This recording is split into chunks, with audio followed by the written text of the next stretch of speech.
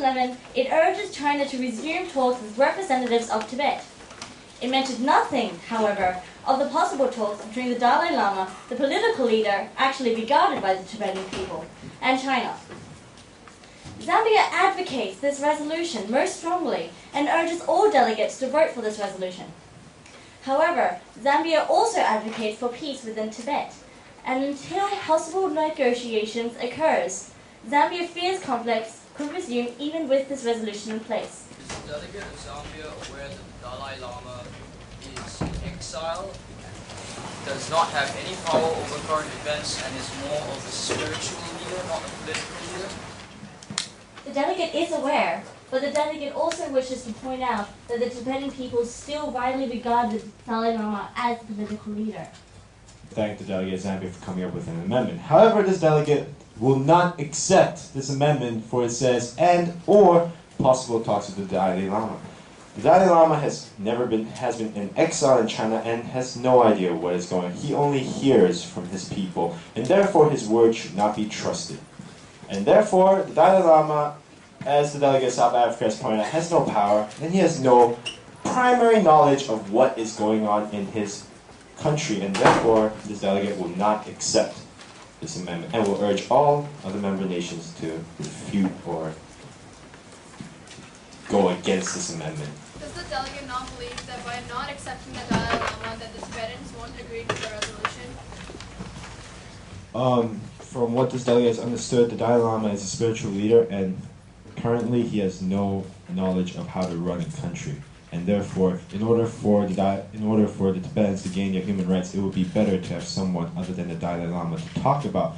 Can the delegate please refer to his sources on the accounts that the Dalai Lama has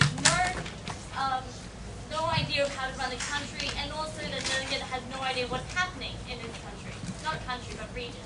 This delegate is a history student, and from what this delegate understands, if an individual is not living in the area where there is a crisis and only receives his news through other sources, he is a secondary source. And secondary sources should not be trusted. Only primary sources should be trusted. And the primary sources are the Tibetans who are currently living in China going through such horrible times.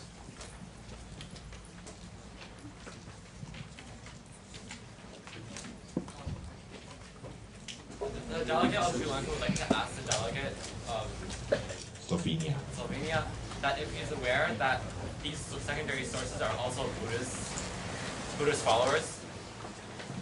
Yes, and therefore it would be better for the Buddhist followers to talk to the Chinese government instead, because they are personally afflicted, whereas the cell phone. House, please come to order. Should the delegate continue? Yes, delegate of Slovenia, please continue to answer the point of information. Could the chair please ask the delegate to repeat the question? That is in order. Delegate of Sri Lanka, could you please repeat your point of information?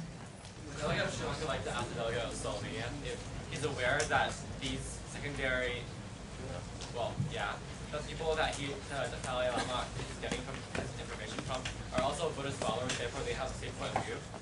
The pain being afflicted to the Buddhist followers and the Dalai Lama are completely different. The Dalai Lama has been in exile for a long, long time, whereas the Buddhist followers, they have been personally persecuted in the country.